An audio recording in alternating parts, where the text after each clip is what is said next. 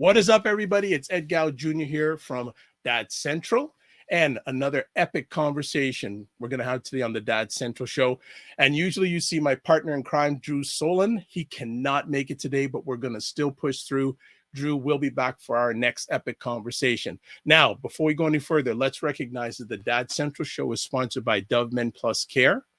Dove Men Plus Care believes that care is the best of a man because when men care for themselves and others, there is positive impact. So we're excited to be having a conversation about Black fatherhood today.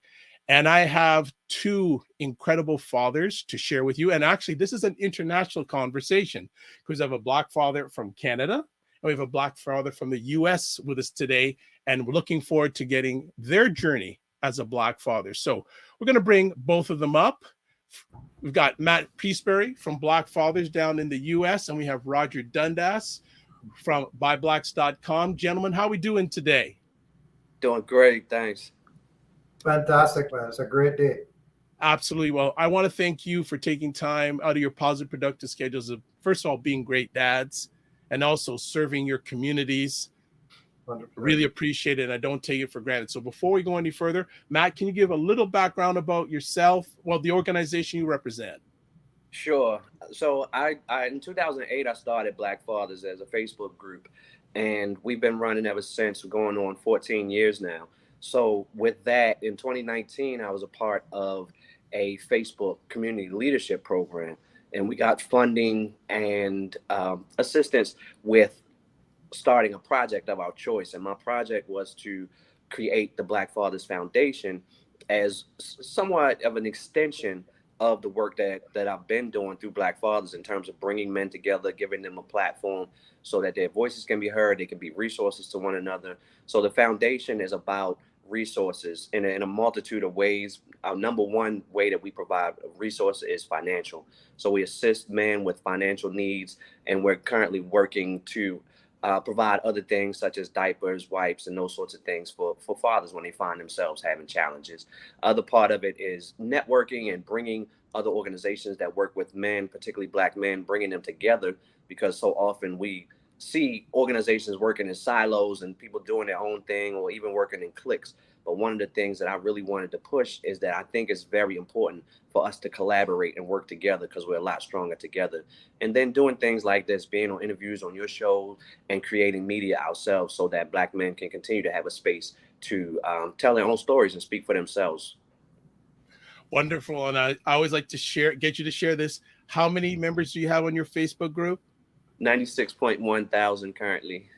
Okay. And that has been done organically, correct? Yes, sir. Absolutely. Wow. We haven't bought any followers or anything like that. And as a matter of fact, we could have been over the 100,000 mark a long time ago, but we are a group that's focused on quality over quantity. So the numbers are fantastic, but we got a lot of people we had to put out, because they just weren't acting right. And we create a climate and culture that we want to maintain. So we could have a lot more. We just had to push some rogue folks who didn't want to toe the line. We had to put them out. No problem. Roger, share a little bit about yourself. Yeah, I'm the proud publisher and co-founder of BuyBlacks.com. It's a 9.5-year-old online magazine that focuses on telling Black Canadian stories, and co-founded with my wife. And we have two children, actually, Marley and Chase. They're 7 and 11. Birthdays were yesterday.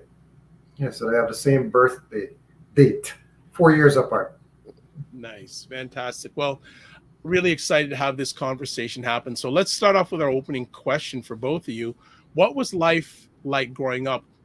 Can you speak about the relationship you had with your dad, if it holds significance to you? Who'd like to start with that first? I'll take it.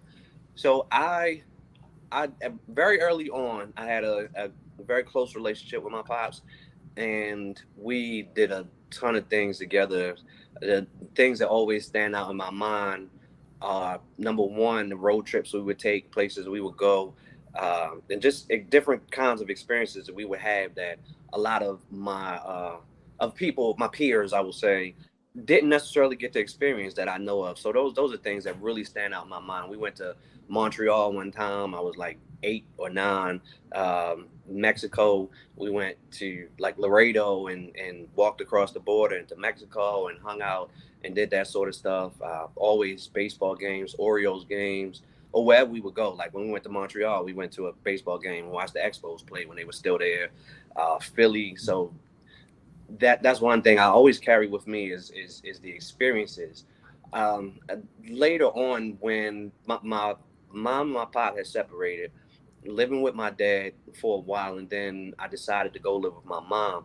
So once I did that, my youngest sister and I, we went to live with our mother, and the relationship became somewhat estranged, I would say, and really one-sided. So if I wanted to see him, spend time, I had to reach out and things like that. And that's just the way it was. I never, throw my father under the bus. I never drag him, but that's just the reality of what it was. For a long time, it was a one-sided relationship that was very much different from what I had during the period while I was living with him. Roger. So, go ahead, Matt. Go finish up. I was just going to say it definitely holds significance to me. I learned a lot, and I know I don't want to step on some other questions or jump to them too quickly, but definitely holds significance in a lot of ways for the things that we did together. I loved all the time we had together, but then also not being together when I got into my teen years and things like that. So now with my kids, I tell my kids all the time, like, these things I'm doing with you all, I didn't get to do with my pops. So I'm holding on to them tightly because I'm able to do them for them, the things that I didn't have the chance to do with him. Roger, go ahead. Yeah, you know what? I was listening. It's a similar story. It's weird listening to Matt say the story, because my parents were married, and so my parents separated when I was 10. But up until that point, my dad, so it were 5 kids, 3 girls, 2 boys at the end, and he would drag his boys. I say drag, but really he would take us with him traveling. So we went all around Jamaica. I grew up in Jamaica, so we went all around Jamaica. We went to Cayman, Miami. He would just take us with him as he was going to do his work. So there's a lot of fishing trips that I remember, fishing in different parts of Jamaica, hanging out with him and his nephew, who was my cousin, but he was like 20 years older than us. So he was kind of like one of my first mentors as well. But then, so to me, life was great, right? Up until age 10, and then parents separated. So at first, my mom left, my sisters left, my 3 older sisters left, and it was just down to my dad, my brother, and myself. And then my brother was given trouble. My dad kicked him out and said, "Go live with your mom." And it was just down to me, right? I'm 10, and I remember my aunt, my dad's oldest sister. She was staying with us. She was moving to the States, and she sat us down and she's like, "Come on, I mean, where do you want to live? Do you want to stay here with your dad, or do you want to go with your siblings?" I mean, me at the time, I'm like, well, I don't want to be by myself. So I chose to live with my mom and my siblings, which, to be honest with you, wasn't a bad decision from a life enjoyment perspective. But similar to Matt, what happened is that we got a little estranged during that period. So I didn't really see him as much. He came by, but it wasn't with an increase in frequency. It was just less and less and less. And the interesting thing, what happened to me is I'm the youngest from that 5. So what happened to force this separation of my parents is that my dad got another woman pregnant. So I have a sister that's exactly 10 years younger than me, beautiful person, love her to death. And the fact of it is that the relationship, really, for my older siblings, they just didn't like that. Me, I didn't even understand what was going on. I was 10, right? So I had a different experience growing up with him, although I didn't see him for about, I shouldn't say I didn't see him. I didn't see him as often for about 6 years. And then for some magical reason, I say it that way, I ended up going back to live with him at age 16. Now he was remarried and baby on the way. So I had a younger brother on the way as well too. So it's an interesting life. And I say this to my older siblings all the while. I'm the only one from the 5 of us that actually went back to live with him.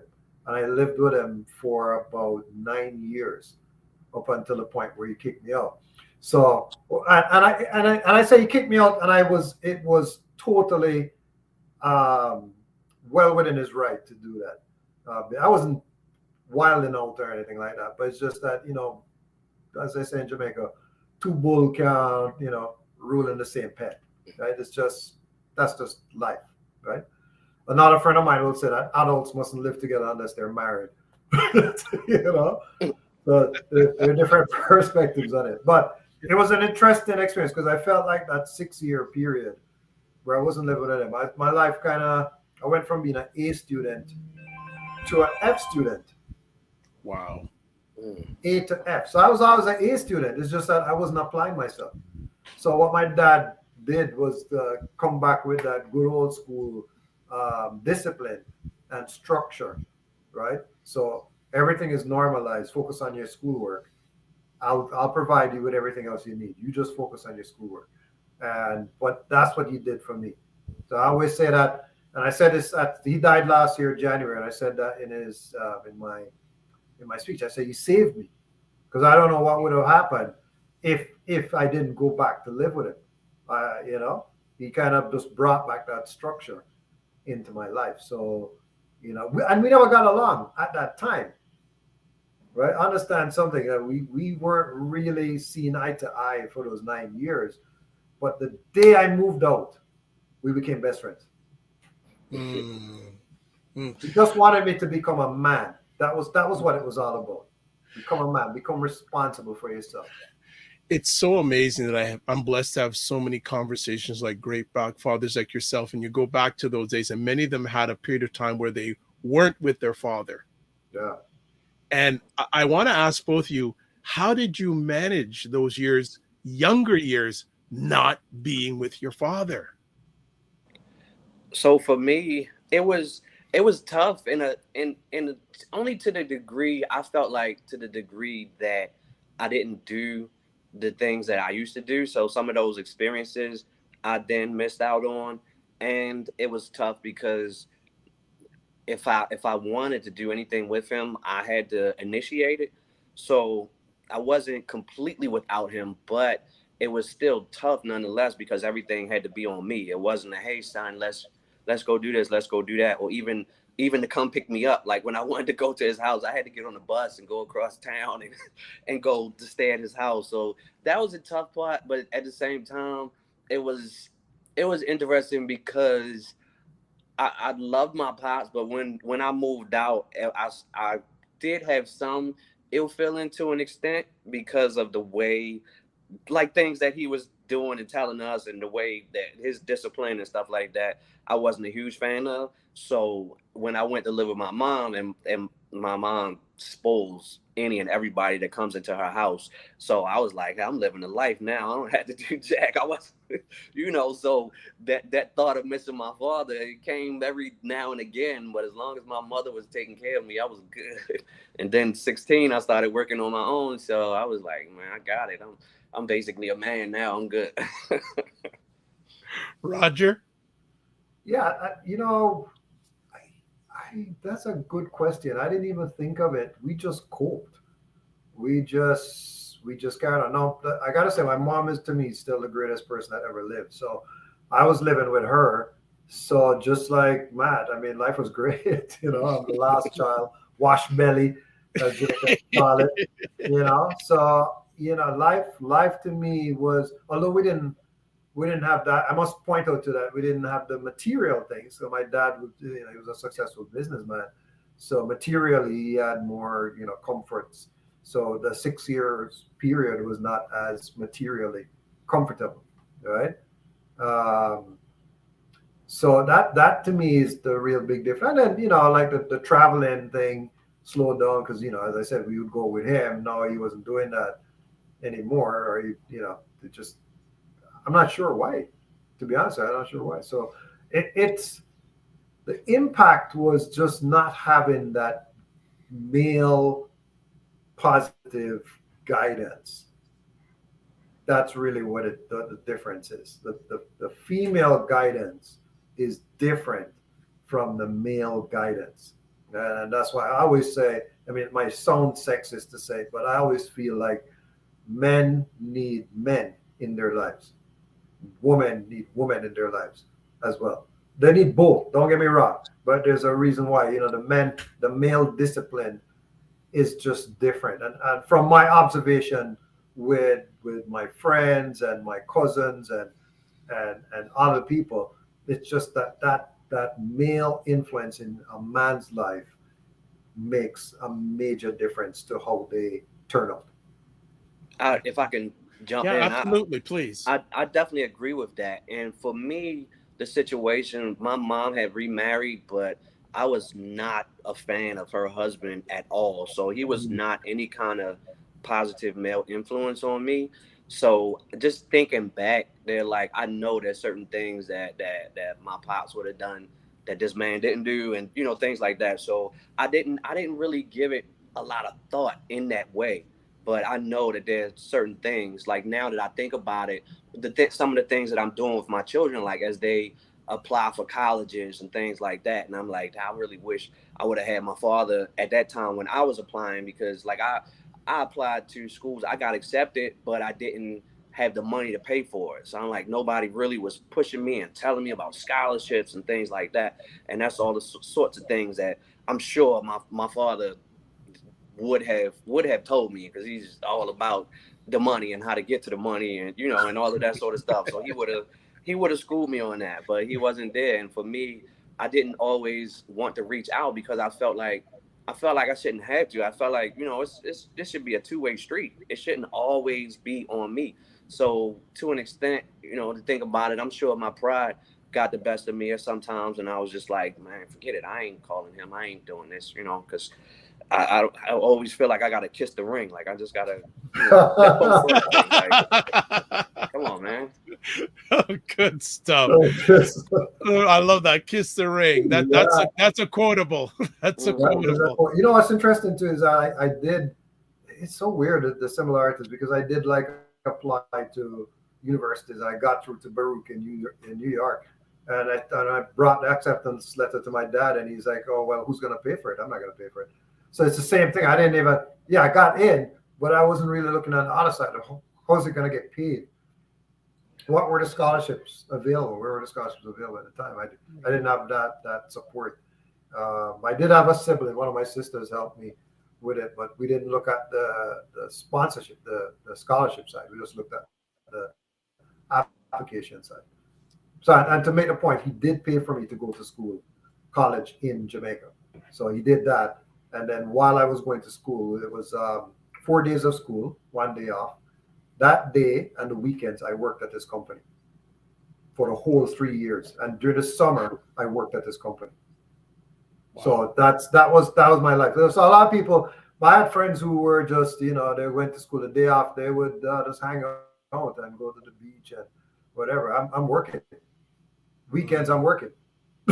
Right. So that's kind of how my dad kind of structured me into this life of responsibility and feeling like this is you. This is on you. You only have yourself to blame for things that are happening to you. It's your responsibility to take care of it as a person. I wouldn't even say as a man, as a person. Nice. Mine really came from my mom, and I thought about it. You mentioned something about the economic status, and I know that my mom struggled, when she was on her own, definitely. And I remember sacrifices she had to make to get us clothes and stuff like that. And that's what really drove me, because otherwise, like I said, my mom spoiled me. But when I saw that she, and I'll be just flat out honest, like, going to the thrift store and stuff like that. And I was just at that age, I was like, man, I want to be fly. I can't go to middle school wearing stuff from the thrift store and stuff like that. So I started working, and I was like, from then on, I'm just going to get it on my own. And before I forget, another similarity, I'm also the youngest of five, just to put that out there. Wow, wow. There Yeah. you go. There you It's go. crazy. Yeah. It's crazy. Yeah. I don't know, Ed. You must be a father matchmaker or something like that.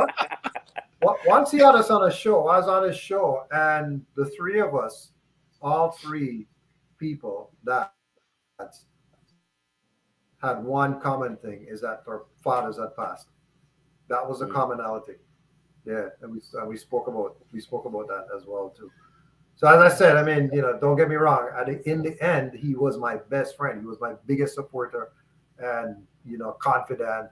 I could ask him anything. He would ask me anything, right? So the relationship changed completely after I moved out.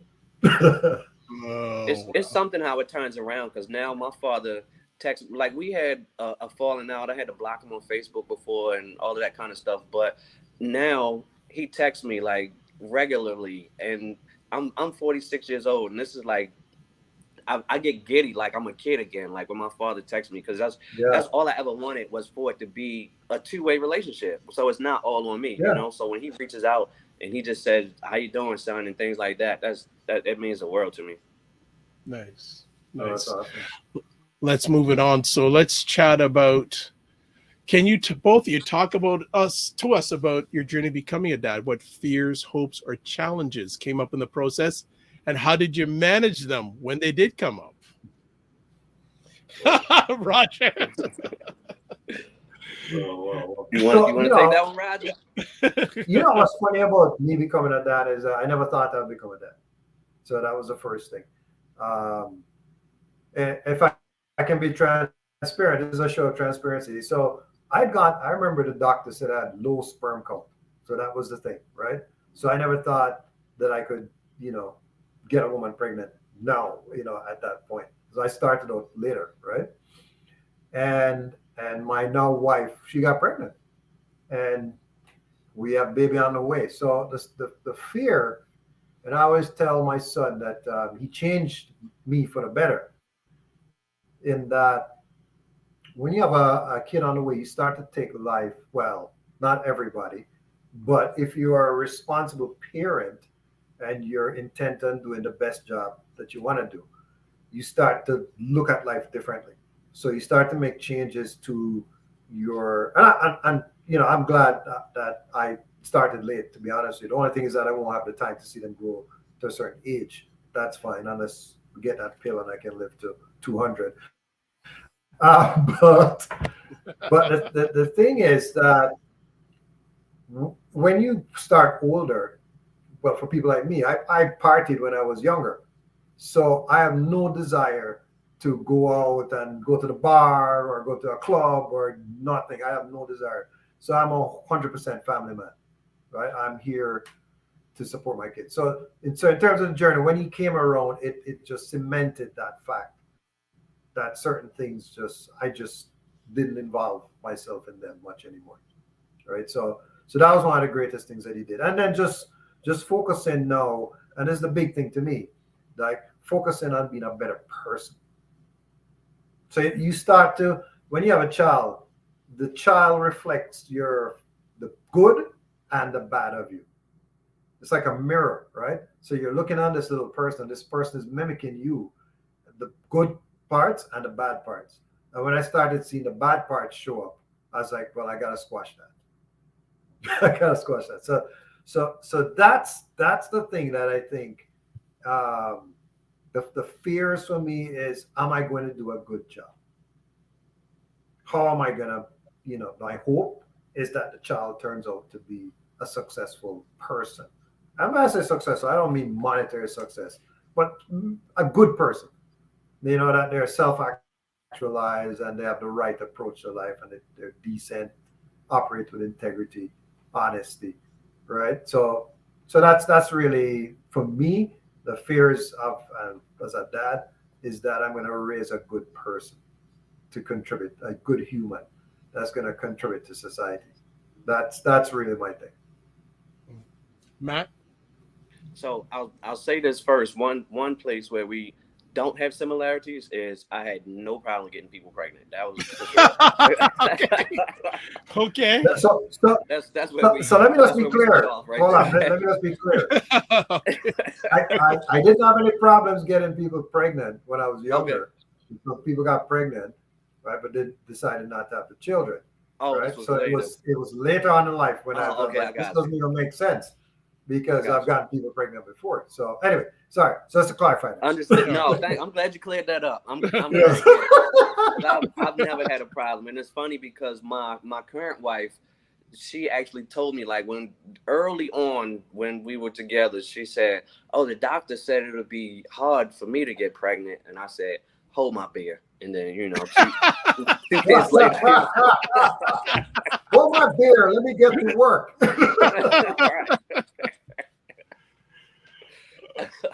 Let me show you Oh my something. God. But yeah, so for me, the journey, I just talked to my kids about this too. My youngest son asked me how old I was when his oldest brother was born, and I was 22.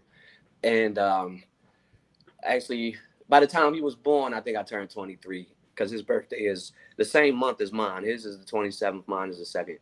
So I had already turned. But anyway, I was really young and not a very sociable person and all those sorts of things. I had a couple of girlfriends here and there and all of that. So in my mind, I felt like I was ready to be a family man. Like I married my wife super early. 22 when we got married, 23 by the time our first child was born.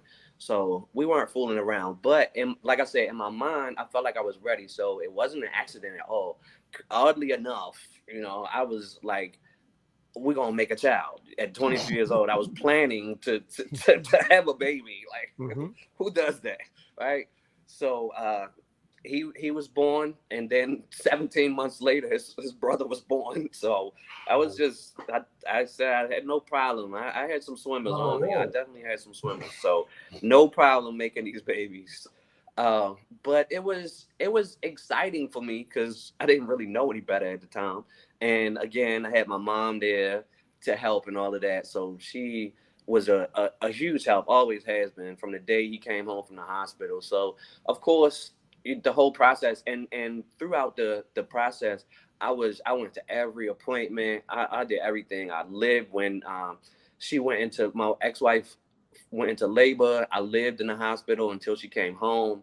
I only left to go get food, and that was it. So it was like the most beautiful thing to me, and I was just gonna do whatever it took, to be the best father I could be. I was winging it to a large extent because, again, I didn't have much of a relationship with my father from time I was like 13. That's when I went to move with my mom, and my father's husband at the time wasn't much of anything to speak of. So it was just like, I'm just going to do the best I can. And that's really what led me down the road. That played a big part in starting Black Fathers and things like that, because I didn't really have any kind of village of any male support at that time. My mom, and other people, other women and stuff like that. So that was probably the biggest challenge to me, was just trying to figure it all out, and just really learning on the job, as what happens with so many of us. My hope was that I would just raise a beautiful Black child who would go on to excel and do everything he wanted to do in life. And yeah, that was really at the time the biggest hope. I would say fears were, I would say fears. My fears have transitioned somewhat. Earlier on, my biggest fear, and still this is, I won't say transition because this is very much a fear too. Like every day, just them being Black men, my sons especially, being Black men in this society, in America especially, and worrying about them if they get into interactions with the police, will they survive? And that's the biggest thing for me. But then the other thing, of course, like Roger said, is I'm really getting now into a place where I'm understanding like some of the damage that I have actually done to my oldest two children, and the way that they were brought up, and especially being with their biological mom. Our marriage was a toxic one from the jump. 4 years, we went through it just battling. So that, and then jumping into a blended situation and all of those sorts of things, and not really fully and properly assessing like their feelings on it and getting their take and where they stood. My oldest son has always been real quiet about it and really just nonchalant, and just showing that he doesn't care. But I don't think that that's the full the fullness of it. I know that deep down inside he cares. He just, to a large extent, he doesn't want to show it. He puts up a shield.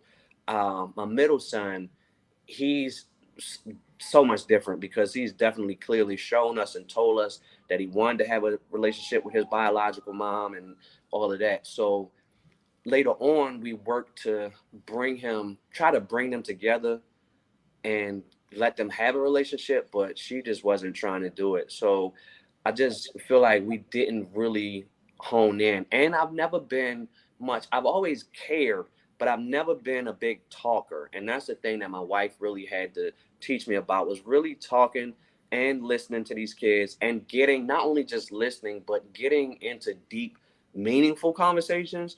Because on the surface, like most teenagers, how you doing? I'm good. That whole sort of thing. I'm cool, I'm good, whatever. But really getting past that to understand, like, are you really, and like, what is really going on in your life, and all those sorts of things. Like, I'm just finding out recently, or really coming to grips, I should say, my daughter has social anxiety, which explains a whole lot that she's been through. My son has some anxiety, and he's always had issues around his weight and things like that. So I think a lot of those things as parents, we kind of missed the mark in some ways of really understanding where our kids are, especially mentally. And these days it's so important. So in terms of fear, that's one of my biggest fears, is just feeling like I've failed them in terms of really understanding who they are and really helping them to be in a good place. I don't want to feel like I messed them up, as a parent. Like I just screwed them up. And that's the thing, Right.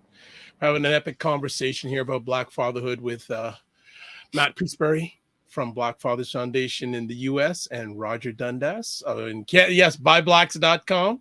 And it's a really good conversation. Now, a little bit earlier, we talked about, growing up with your dad, etc., with and without your dad at times. Leads me to this question. What important lessons did you learn from your childhood experience that you also carried into your fatherhood? The biggest one for me is giving kids experiences, opportunities to learn and grow through outside of school. I won't say that my father wasn't.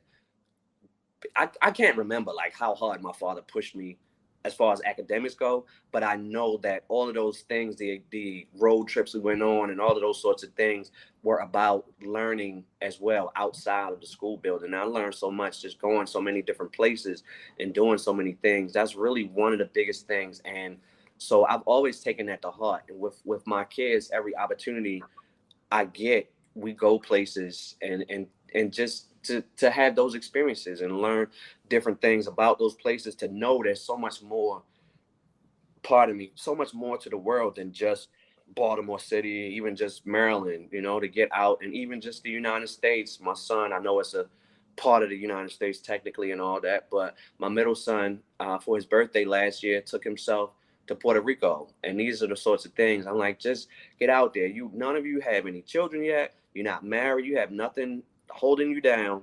Go see the world and experience as much as you can while you can. Roger. Well, Matt is hitting the nail on the head. Life experiences is one of the things that we're big on.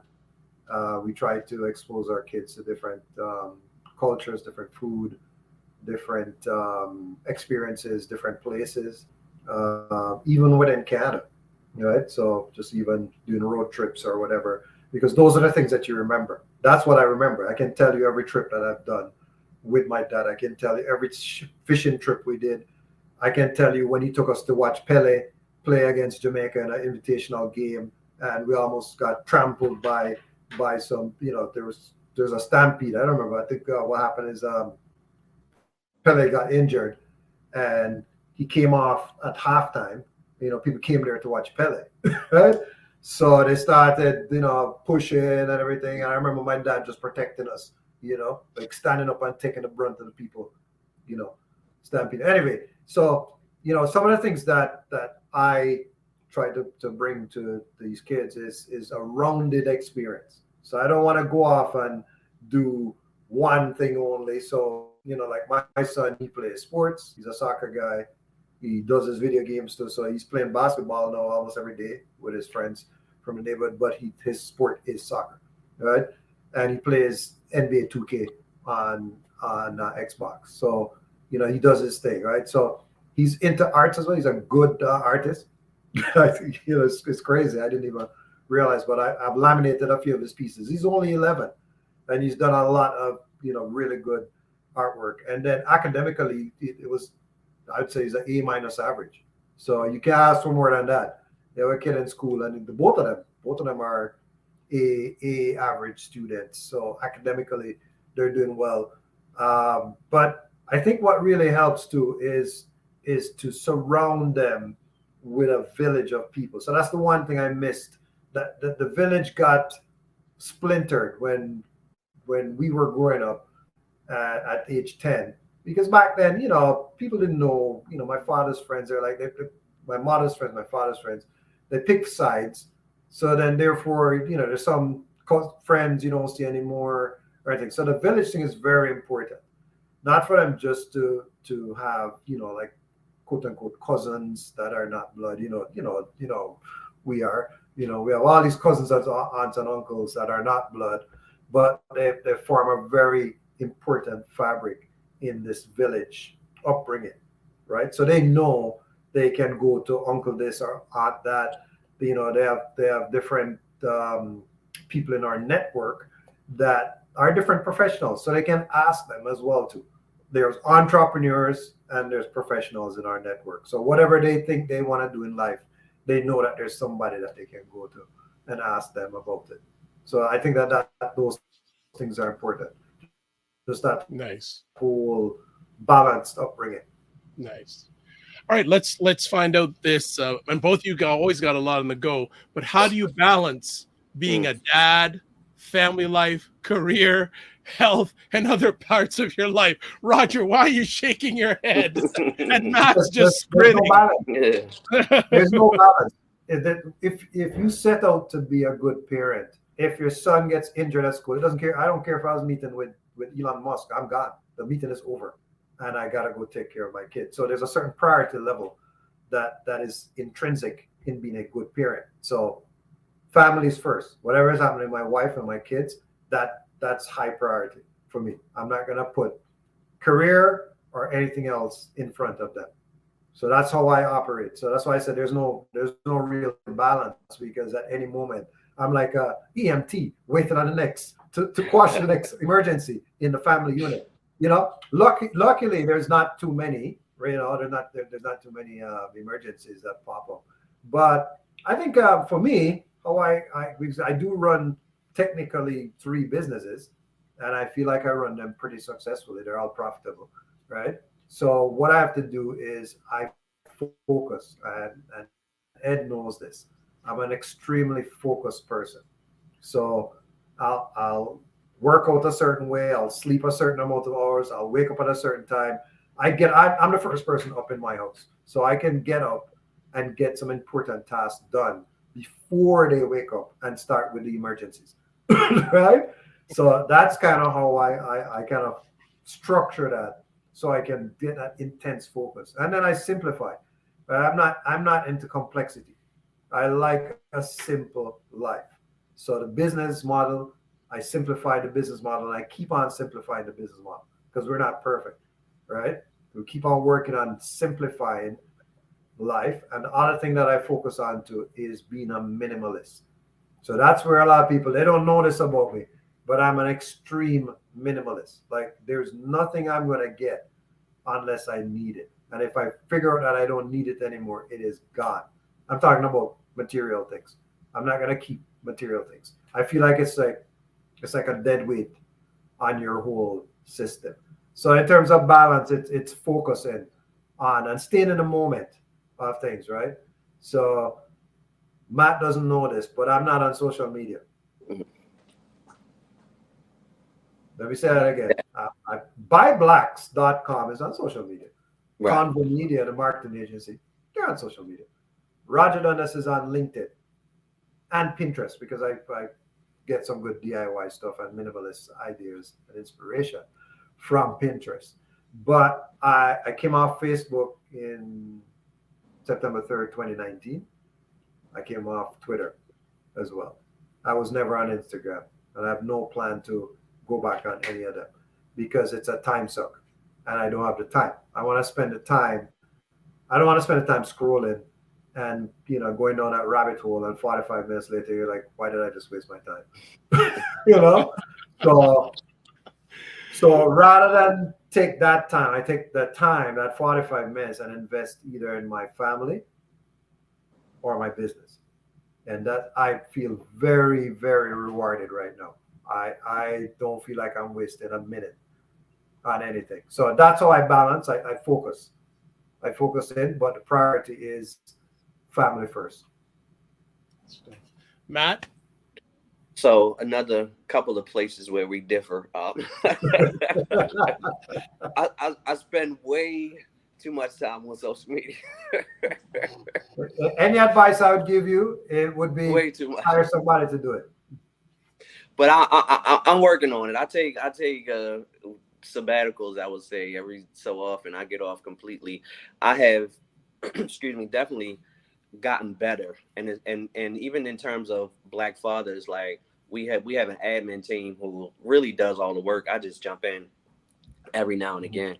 But it's funny because I was joking with my kids just yesterday, and I was telling them about how sometimes I get caught up in people having remarks about certain things and all of that, and I'm like, well, y'all could just keep scrolling. That's what God gave you thumbs for. And my son said, well, what about I was really holding forks and spoons? I said, yeah, but God knew he was going to make social media, so he also gave you thumbs so you can keep scrolling around, So, but yeah, but and another thing is my children who live with me now are 15 and 17.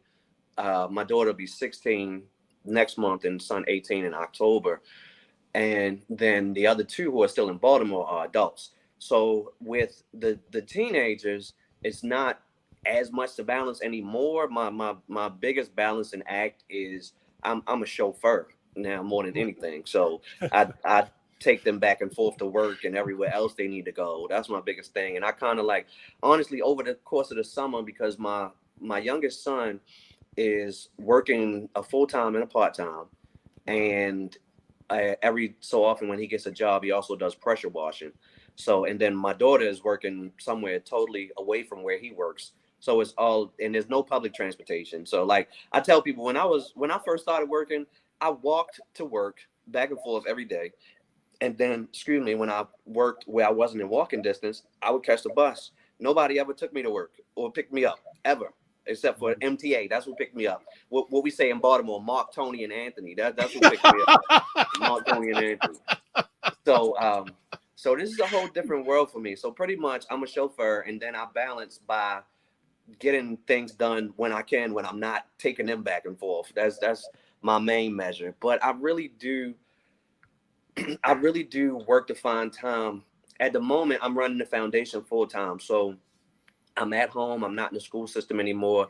So that helps as well. I don't have to go out every day and come back and all of that sort of stuff. So around doing everything that I'm doing for them, that's when I work to fit in. Like I've chunked up my week. So I do certain things on certain days and that whole sort of thing. And that helps me find a balance. And then whenever I feel like it, I make time for self-care. I meditate. I go. There's a lake that's not too far from us. I love to go swimming. So all of those sorts of things.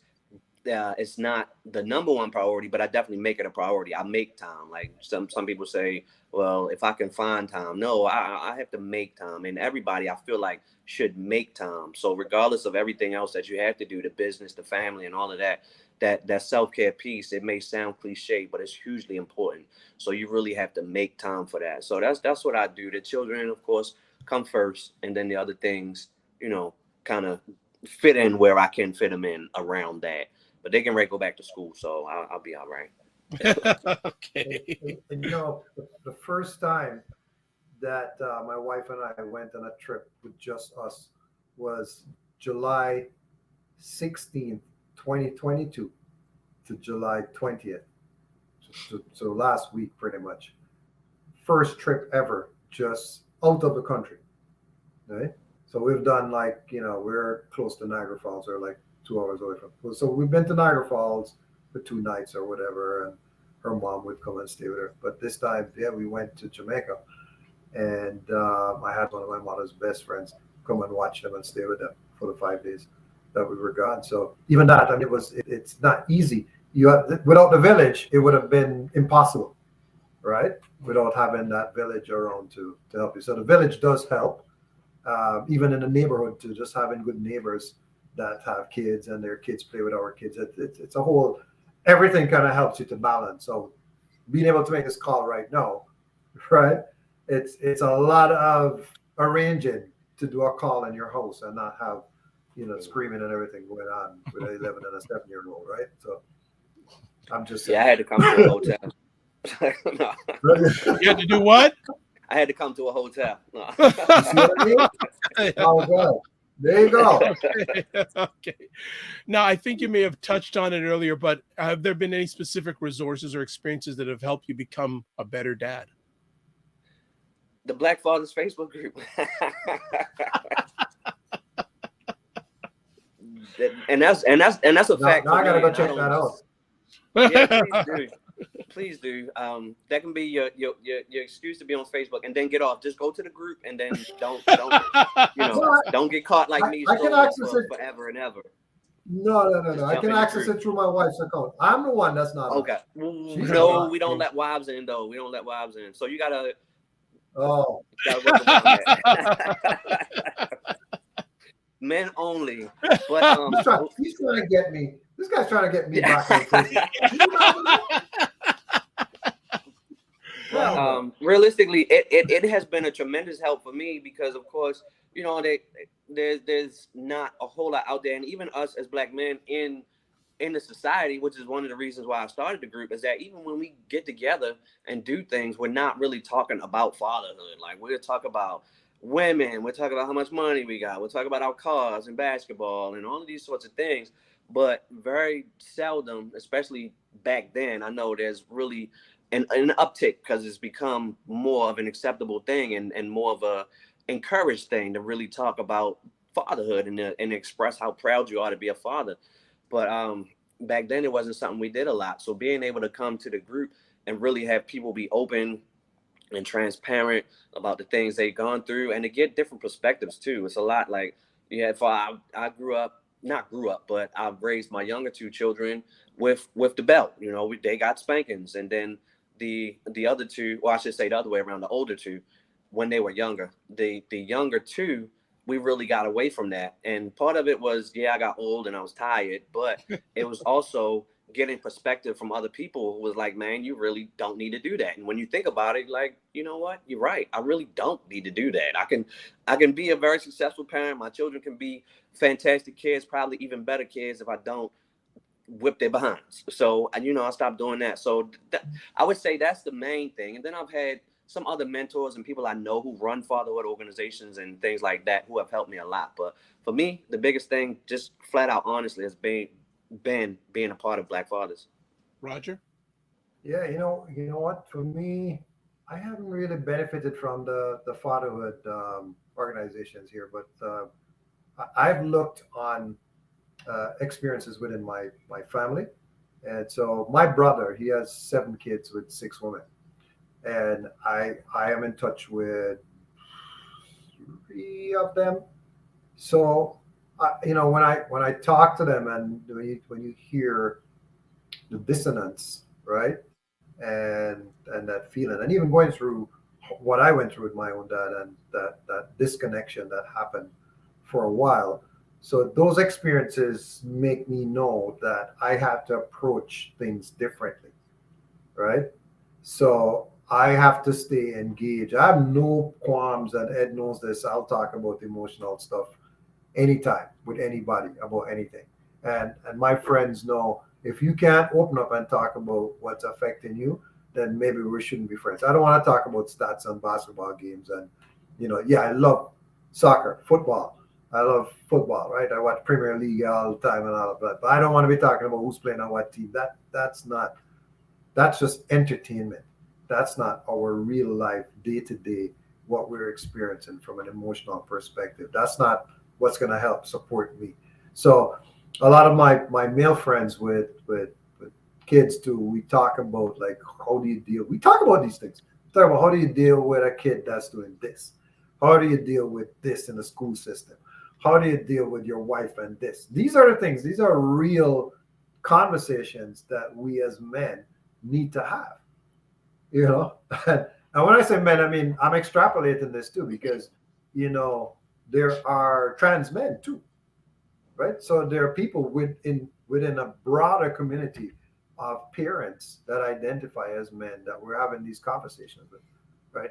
These things affect a lot of different people in different ways, right? So the experiences are coming from the resources I have are experiences of seeing certain people fail as that and not wanting to repeat that cycle. So that's really what it is. It was interesting. I was watching. I was on YouTube actually last night, and a video popped up about Mike Tyson. And everybody knows Mike Tyson's story, right? Or maybe you don't. But I didn't realize that he was a career criminal from he was younger. And then people used to pick on him, and he would fight and blah blah blah, and he became a good fighter and blah blah blah. He became the youngest world champion. But in this speech, the 50-odd-year-old Mike Tyson was talking about him failing as a dad and wanting to be a better person, and having to reinvent yourself or redo things. And you can't change what you already did, but you can change what you're doing now. And that was his focus. His thing was, I just want to be there for my kids. That was his thing. He said he wants to be there. He said, forget that he's always been a millionaire.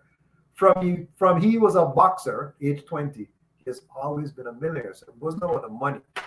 What he's about now is the spiritual experience of being a better person and a better dad. And I was blown away by that statement because redemption, we make mistakes. Nobody's perfect. But if you're working to actively figure out what you can change, then you can be a better person and a better dad. So the experience is the thing for me. Excellent. Good stuff. As we roll on here, what is the most important skill you've developed that is essential for your ability to be a dad, and why is it so important to you? Man, I'll definitely take this one. And I mentioned this before. It's really for me. It's listening and having real in-depth and meaningful conversations with my kids and being open to them. So having it be a two-way street. So my wife and I are both very open. I mean, we talk very candidly to our kids. Some people would say it's not appropriate the way I talk sometimes, but we have a great understanding. And my kids know, and sometimes they're like, "Oh my God, Dad, we didn't need to hear that." But I don't sugarcoat stuff, and I give it to them straight with no chaser. But I also give them the opportunity to do the same to me. Now they're not talking filthy or whatever, but they're gonna let us know where they are with things, and so we really understand, and we all keep it as people say, keep it a buck with each other, and we're real, and that's what I really had to understand. And I also had to understand that it's always more that I could be doing. Like we know we're never fully done in our progress. We're always works in progress.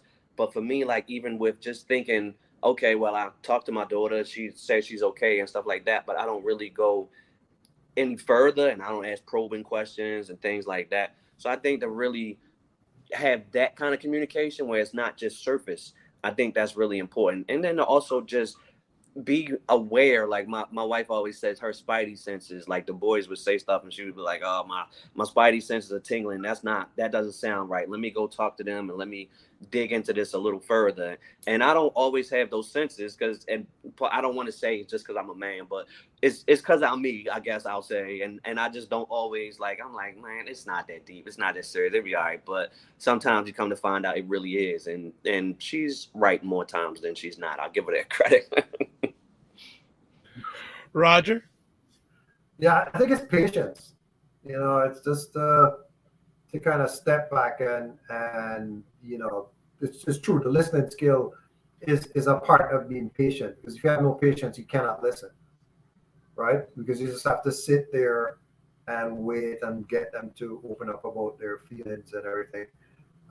We also have this try to have this open door policy with our kids, to have them, tell us whatever is bothering them, and oftentimes not.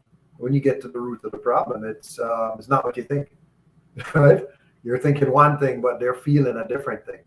So because we're thinking it based on our experience, when they're having a whole total different experience. So for example, I grew up in Jamaica, around all 96% Black people. Let's think about that. So my experience growing up is totally different from their experience growing up. Just that alone changes the way how you see yourself and how you see the world. So I was influenced. My influence was originally reggae music and rock music. You know, so reggae and rock. Most people don't. They're like, rock, you're in Jamaica, but you didn't listen to rock music. I say, yeah, but there's a heavy influence from England, actually. The British groups, Sting, Culture Club, Eurythmics, etc., etc. And then from America, it was really I'm going to age myself now. I mean, back then it was all about you see who was up there, was Michael Jackson and Stevie Wonder, etc. Those artists, Earth, Wind and Fire. So that's kind of the music that you grew up with. So coming back to this patience, and then this listening skills, and then being humble. You have to have a certain level of humility and not make yourself too important, because when your kid wants to play Barbies with you, you just have to sit down and play Barbie. That's what she wants to do. She wants to play Barbie, and you're the dad. What you're gonna do? You're gonna walk away and say, "Oh, man, don't play with Dolly." I mean, come on. It doesn't work, So that's been it's interesting, because I wasn't really all that patient. I wouldn't say I was a patient person, and I've had to again, you kind of simplify and slow down life, and get to that point where you can give that time, prioritize it, give that time to your kids. Matt, do you want to add anything? Yeah, I was just going to say, I agree. I think humility is important, and to really not put yourself like on a pedestal, like as the authority. I'm the parent, and I'm looking down on you as the child, and and to really respect kids as individuals in a manner of ways. In that way, number one, and not to feel like there's this this disparity where you're this authority figure and is your way or the highway or anything like that, but to really respect their opinions and their thoughts on things, and to take them into consideration, and know that they're human beings just like us. We're adults, but a lot of times as adults, we don't look at children as human beings the same as we are. A lot of the things that they go through are the same things that we go through. It's just in a different way. So again, and going back to what was also said, I think about how we have to understand that everybody has different influences, different experiences, and different feelings as those individuals. So something where my son might come to me and he's feeling a way about this, or even crying or whatever, and to me it's not a big deal, but a lot of us will tell them, oh, stop that crying, it's not a big deal, get over it. But to him it is. Just like there's certain things to me, like I planned to come here today and I almost didn't get to make it. So that would have really messed my day up if I didn't get to make it. But somebody else might not have thought that was a big deal. Oh, just go tomorrow, just do this, just do that. So in a lot of ways, I know that we do that to kids, and I think we really need to stop and really take into consideration them as individuals and not downplay that because of their ages. Another quick example is when I put stuff in Black Father, sometimes I'll say stuff my daughter has said. She's 15, and people will say, oh, she don't know nothing, she hasn't experienced life. And I'm like, my daughter and I have some brilliant conversations. She teaches me a whole lot. So they make assumptions that she doesn't know things because of her age, and they probably do that the same to their children in their parenting style, But I don't do that with my daughter, because my daughter told me 2 years ago she wanted to be a neonatal surgeon, and she wanted to end the gender wage gap. She was 13 at the time, so I knew then she was born to be different. So I don't take any of that lightly. She knows what she's talking about, and yes, she'll experience some things and it could change the way she thinks, but I don't take anything she says for granted, and I can't find the right word, but I don't debase it or devalue it. I'll say. Excellent, good stuff. We're coming to winding it down here. Just one or two more conversation pieces. What is your proudest moment as a dad? Oh no, that's tough. Had a lot. Well, pick one. God, I don't know. It's hard to say. Like I've done a lot of things. I think what makes me the most proud really is starting a foundation and helping other. I know that's not for my own children, but at the same time, I stand an example, and that makes me think of one thing.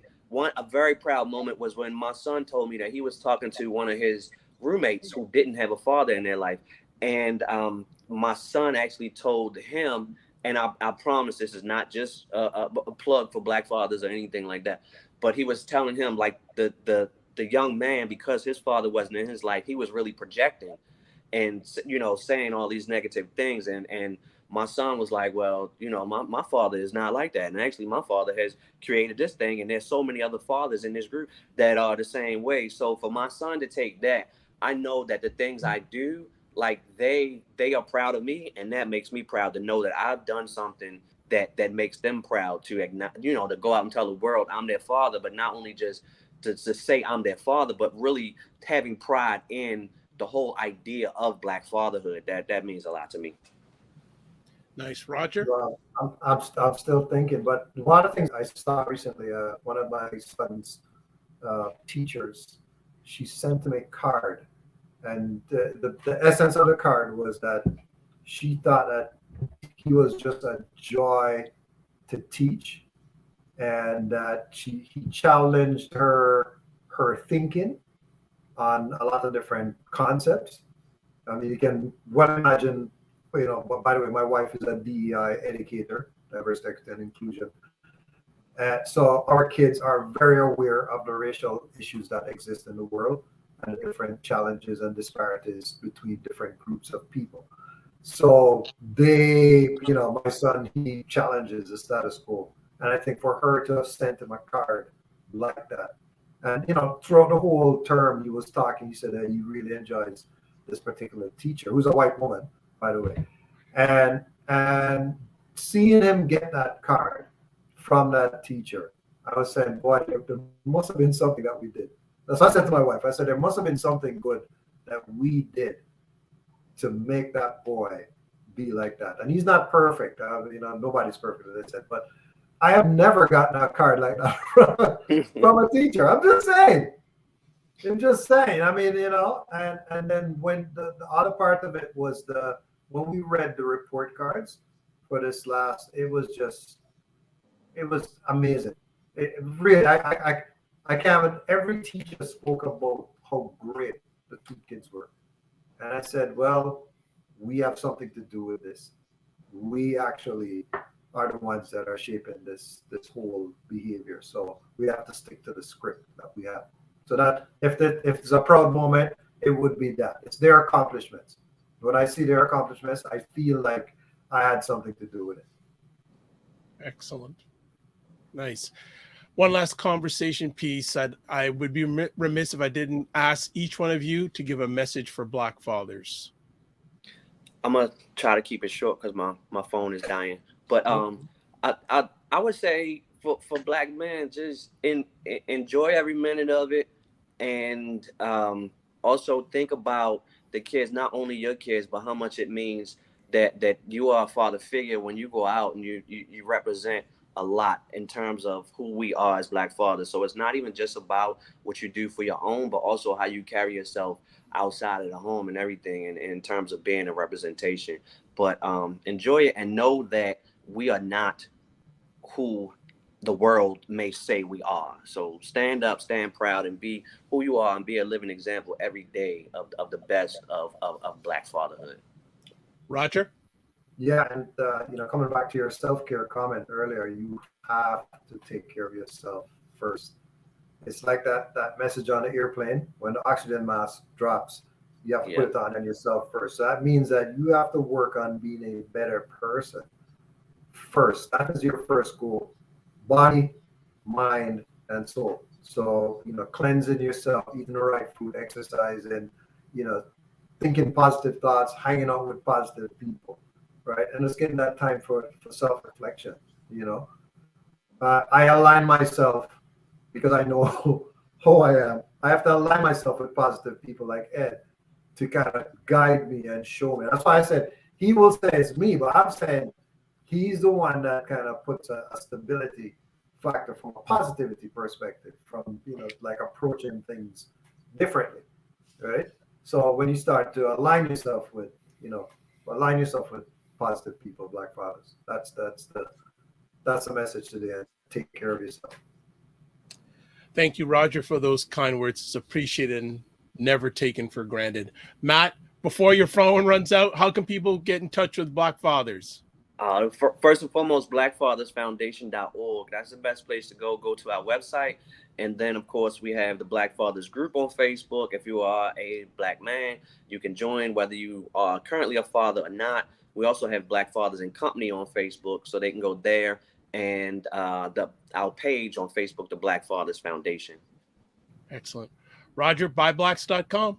Yeah, so you can find By Blacks on social media platforms. By Blacks on Facebook, it's actually By Blacks Canada. For me, get in touch with me, roger.dundas@byblacks.com. I check my email religiously every morning by 8 o'clock. Yeah. Well, gentlemen, I respond to emails. Gentlemen, I want to say thank you for taking the time out, as I said at the front of your positive, productive schedules, to not only make Black fathers, but Black men and Black families and families in general a better place and better people. It's appreciated, not taken for granted. And I have a funny feeling we're going to do in a part 2 on this. So I want to say thank you so much for your time. Remember to give yourselves grace, and don't just manage your time, manage your energy. Be well. Absolutely. Thank you, sir. Wow, that was epic. Loved that conversation. So many, as I like to say, knowledge bombs were dropped during that conversation. I don't know where to start, so I'm not going to start. I'm just going to leave it at that. So as we close out here, first things first, remember, as always, the Dad Central Show is sponsored by Dove Men Plus Care. Dove Men Plus Care believes care is the best of a man, because when men care for themselves and others, there is a positive impact. If you want to get in touch with us at the Dad Central Show, email address podcast@dadcentral.ca. If you want to go to the website, Dad Central website, dadcentral.ca, piles of resources, piles of free resources for dads out there. Piles, lots and lots of the free resources out there. So want to just say thank you so much for everyone who watches the show.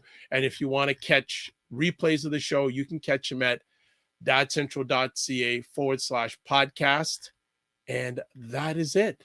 So I'd like to say thank you for everyone for watching. Please subscribe to the podcast and look forward to upcoming conversations with dads around the world to help fathers and their families, because we help fathers, we help families. God bless, peace be well, keep the faith, and walk good. Remember to give yourself grace, and don't just manage your time, manage your energy.